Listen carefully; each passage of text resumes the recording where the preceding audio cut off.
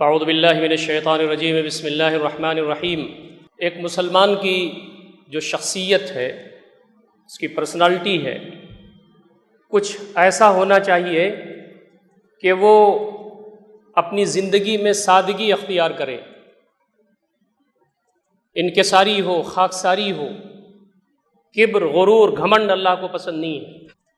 حدیث قدسی ہے، نبی صلی اللہ علیہ وسلم فرماتے ہیں کہ یقول اللہ تعالی، اللہ رب العزت کا ارشاد ہے، الکبر ردائی، جب کوئی شخص گھمنڈ کرتا ہے، غرور کرتا ہے، فخر کرتا ہے تو میری چادر مجھ سے کھینچتا ہے۔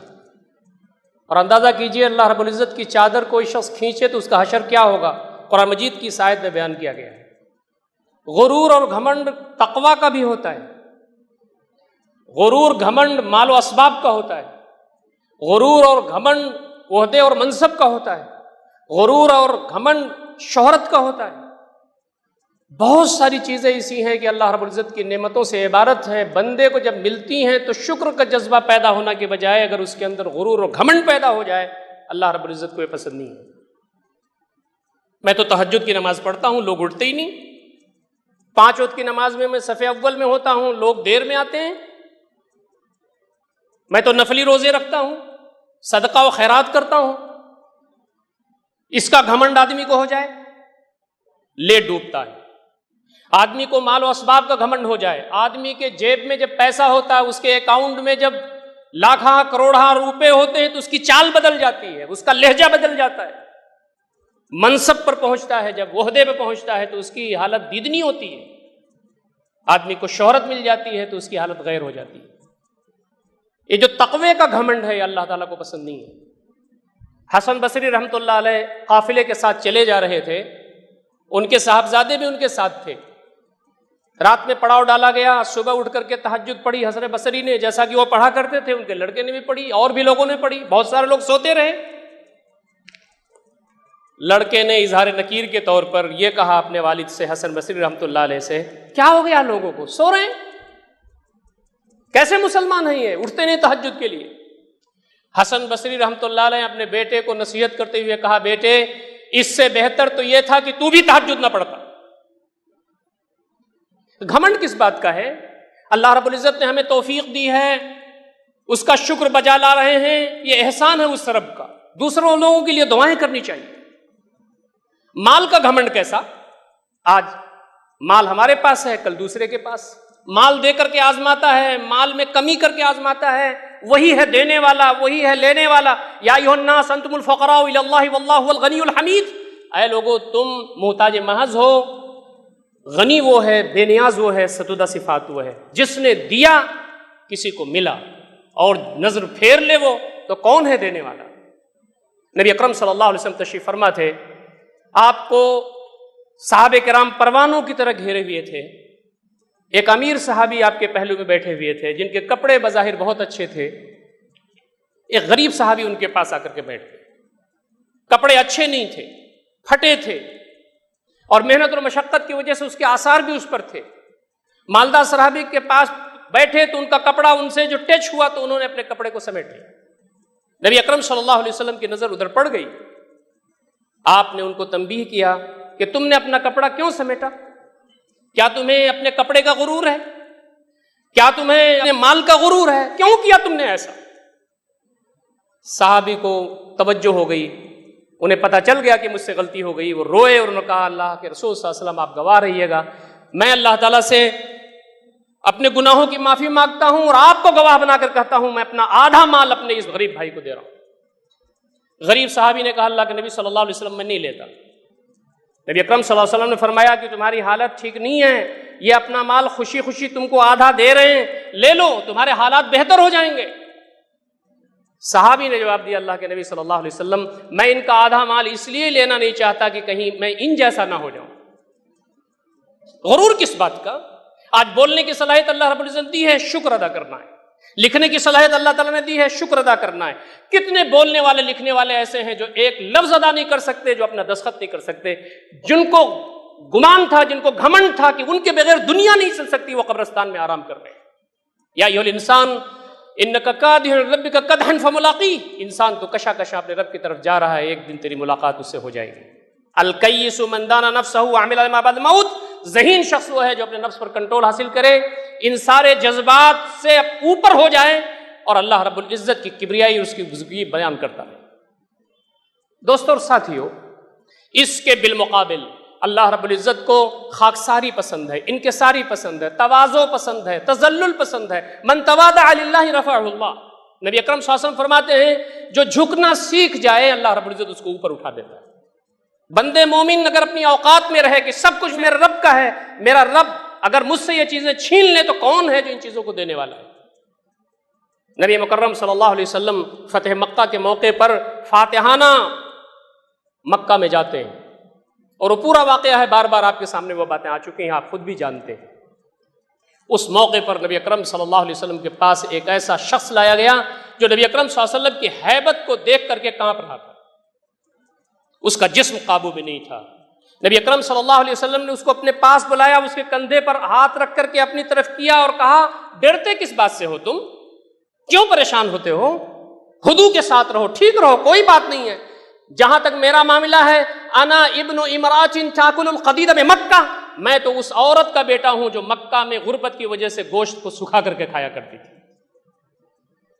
آدمی اپنے آپ کو یاد رکھے، وہ تو اللہ کے نبی تھے، اللہ کا فضل خاص ان پر تھا، آگے پچھلے سارے گناہ ان کے معاف تھے، وہ ہمارے لیے قدوہ ہیں، اسوہ ہیں، لیکن ہم اور آپ دیکھیں ہم کیا تھے؟ کچھ بھی تو نہیں تھے، ایک نطفہ تھے، نطفہ مہین تھے ہم اللہ رب العزت کے حکم سے ماں کے پیٹ میں ہماری پرورش ہوئی، جب پیدا ہوئے تو مکھی ہلا نہیں سکتے تھے، اللہ رب العزت نے حالات ایسے بنائے کہ ہم بولنے کے لائق ہو گئے، لکھنے کے لائق ہو گئے، چلنے پھرنے کے لائق ہو گئے، تجارت کرنے کے لائق ہو گئے۔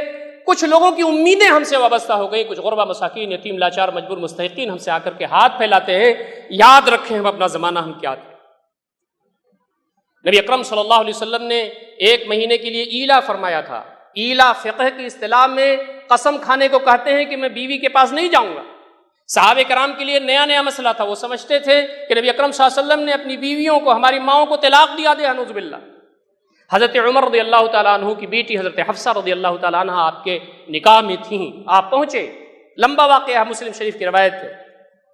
جب پہنچتے ہیں تاجدار کائنات کے حجرے میں جو تھوڑے سا اونچائی پر تھا، تو فرمایا کہ قبضۃ من شعیر، مٹھی بھر جو تھا جو کونے میں تھا، وافیق معلق، ایک چمڑا تھا جو سکھانے کے لیے لٹکایا گیا تھا۔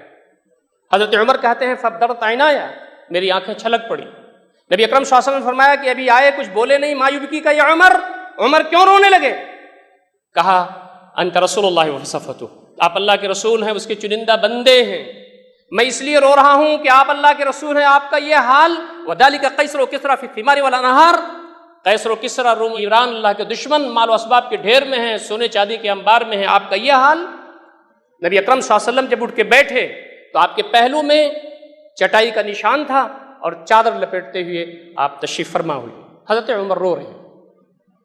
نبی اکرم صلی اللہ علیہ وسلم نے ایک جملہ ارشاد فرمایا، حضرت عمر کے آنسو بند ہو گئے۔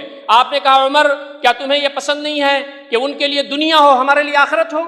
دوسری حدیث میں آپ نے فرمایا ہماری مثال تو اس مسافر کی سی ہے جو سفر آخرت پر جا رہا ہے، دنیا ایک شجر سایہ دار ہے، چند گھنٹوں کے لیے اسے آرام کرنے کے لیے لیٹا ہوا ہے، اسے اس درخت سے کیا غرض ہے، وہ تو آخرت کا مسافر۔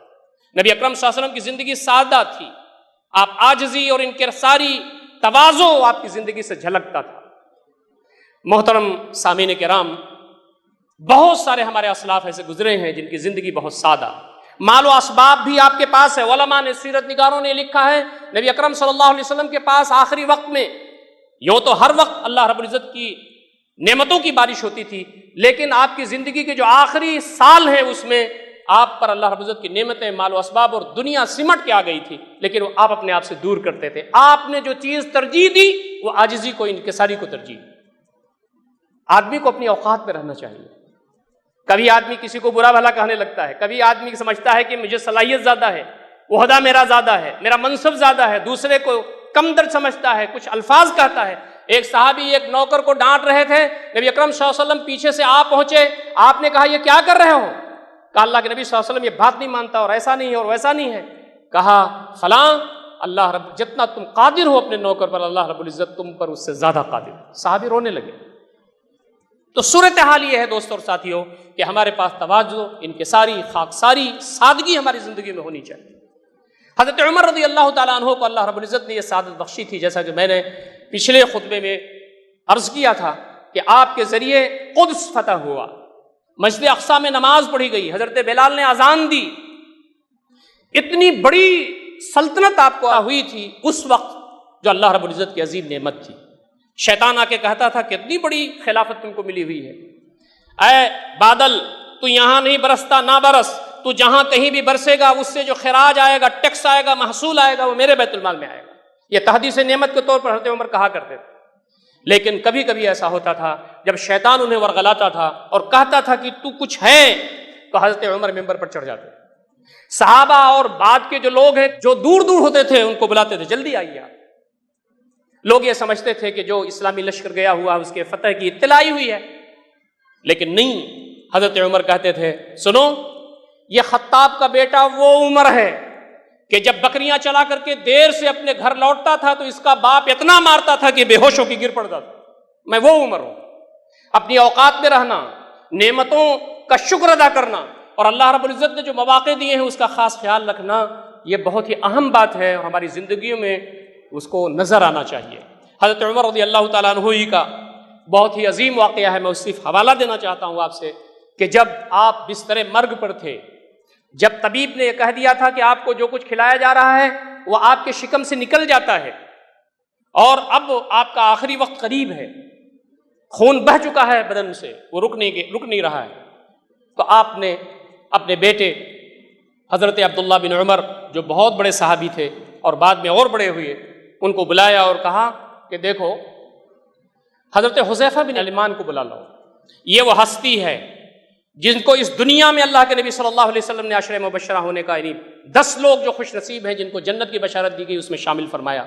دوسرے خلیفہ ہوئے مسلمانوں کے، لیکن خاکساری اور انکساری اور اللہ رب العزت سے یہ تعلق کہ میرے جو عبادات ہیں پتہ نہیں قبول ہوں گی کہ نہیں ہوں گی۔ تہجد پڑھ رہے ہیں ہم 40 سال سے اور یہ کہتے ہیں کہ ہم نے جنت میں جائیں گے تو جائے گا کون؟ حضرت عمر کہتے ہیں کہ میدان محشر میں اعلان ہو کہ سارے لوگ جنت میں جائیں گے سوائے ایک شخص کے، عمر یہ سمجھتا ہے کہ کہیں میں نہ ہوں۔ الایمان بین الخوف والرجا، ایمان امید و بیم کے درمیان ہے۔ کہا بیٹے میرا آخری وقت ہے، حذیفہ بن الیمان کو بلا لا۔ حذیفہ بن الیمان رضی اللہ تعالیٰ عنہ صاحب و سر رسول اللہ صلی اللہ علیہ وسلم، نبی اکرم صلی اللہ علیہ وسلم کے رازداں تھے۔ آپ نے بتا دیا تھا کہ ہمارے ٹیم میں کون کون منافق ہے، کہا بلا لو۔ حذیفہ بن الیمان کو بلانے گئے، بلا کے لائے، وہ حاضر ہوئی حضرت عمر رضی اللہ تعالیٰ عنہ کے پاس۔ حضرت عمر نے روتے ہوئے یہ کہا کہ میں اللہ کا وعدہ دے کر کے تم سے یہ پوچھتا ہوں، نبی اکرم صلی اللہ علیہ وسلم نے مجھے منافقوں میں تو نہیں شمار کیا تھا؟ کہاں ہے تقوی، کہاں ہے ایمانداری، کہاں ہے اللہ کے راستے میں نیکی؟ ایک قائد، ایک رہنما اس دنیا سے جا رہا ہے تو یہ کہتا ہے حذیفہ بن الیمان سے کہ آپ کو اللہ کا واسطہ دے کر کہتا ہوں کہ مجھے یہ بتائیے کہ نبی صلی اللہ علیہ وسلم نے جو منافقوں کی فہرست بتائی تھی اس میں میرا نام تو نہیں ہے۔ حضرت حذیفہ رونے لگتے ہیں اور کہتے ہیں کہ امیر المومنین، یہ میرا اور میرے حبیب نبی اکرم صلی اللہ علیہ وسلم کا راز ہے، میں نہیں بتاؤں گا۔ حضرت عمر اور رونے لگتے ہیں، پھر وہ کہتے ہیں کہ میں دنیا میں آپ کے بعد کسی کو نہیں بتاؤں گا، آپ کا نام اس میں نہیں تھا۔ جب جھاکنی کا واقعہ ہوا تو عبداللہ بن عمر سے یہ کہا، حذیفہ بن الیمان کو دیکھتے رہنا، اگر وہ نماز میری پڑھتے ہیں تو ٹھیک ہے، ورنہ یہ سمجھو کہ میرا معاملہ خراب ہے۔ کہاں ہے عاجزی، کہاں ہے انکساری، کہاں ہے تذلل، کہاں ہے سادگی، کہاں ہے انابت اللہ، کہاں ہے تعلق اللہ؟ ہم اللہ رب العزت کے بندے ہیں، اس نے ہم کو دیا تو ہم کو ملا، وہ چھین لے تو کون ہے دینے والا؟ دوسروں کے ساتھ اچھے تعلقات ہمیں رکھنا چاہیے، سادگی کے ساتھ زندگی گزارنا چاہیے، مال و اسباب میں ہوں تو حقوق ادا کرنا چاہیے، اپنے اوپر کم خرچ کرنا چاہیے، بندگان خدا کی خدمت کرنا چاہیے، شکر کا جذبہ ہوگا تو انشاءاللہ العزیز اللہ رب العزت اور دے گا۔ اپنی اوقات کو ہم یاد کریں گے کہ ہماری اوقات کیا ہے تو انشاءاللہ آپ میں رہیں گے۔ اور نبی اکرم صلی اللہ علیہ وسلم نے فرمایا اپنی زندگی میں اپنے سے نیچے لوگوں کو دیکھو تو تمہارے اندر شکر کا جذبہ پیدا ہوگا۔ اللہ تعالیٰ ہم تمام کو ان ساری باتوں پر عمل کرنے کی توفیق عنایت فرمائے۔ اقول قولی ھذا استغفر اللہ لی ولکم اجمعین واستغفروہ انہ الغفور الرحیم، وآخر دعوانا الحمد للہ رب العالمین۔